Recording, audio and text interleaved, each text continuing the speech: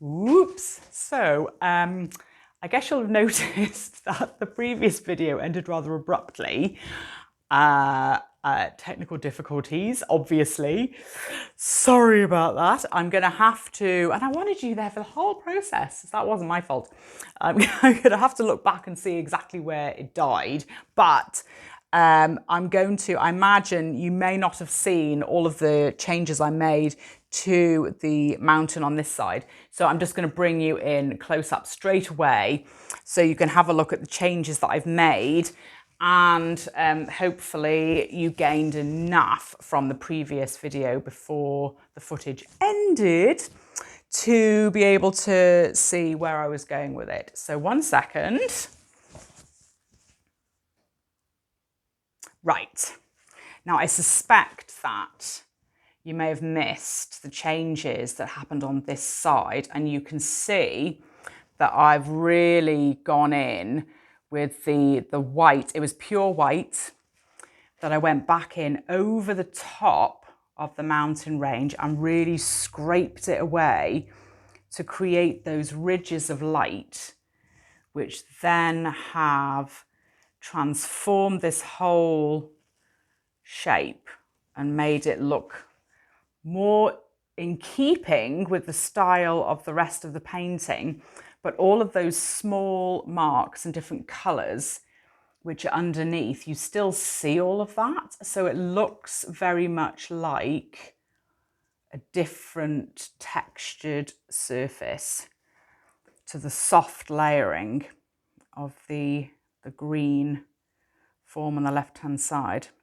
And I added in some additional green just to show where the shadows are in the foot of the base of the mountain,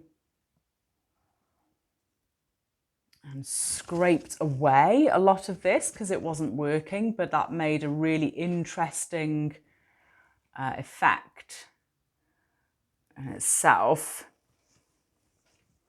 And what I did say at the end, and I was getting really excited about it all, is that now my eye can roam over the whole picture, the whole canvas, without looking in one particular place and thinking, oh, hang on, I need to address that. And that might change, of course, but I love the sort of the U shape that's been formed with the detail on the left and the right hand sides and down at the bottom. There's a lot of different detail to look at in different shapes, but then you've got this beautiful sort of clear open space through the middle that your eye can get drawn to, and then looking up through the sky into that open white area.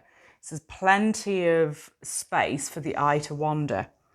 But that was what I did at the end of the last section, the last video, working through and creating the contours by adding in the light, of course, where the light is catching the tops of those rocks, making it very bright. And yeah, that has made me excited. So I'm going to leave it there and come back if I need to do anything additional, if there are areas I keep looking at.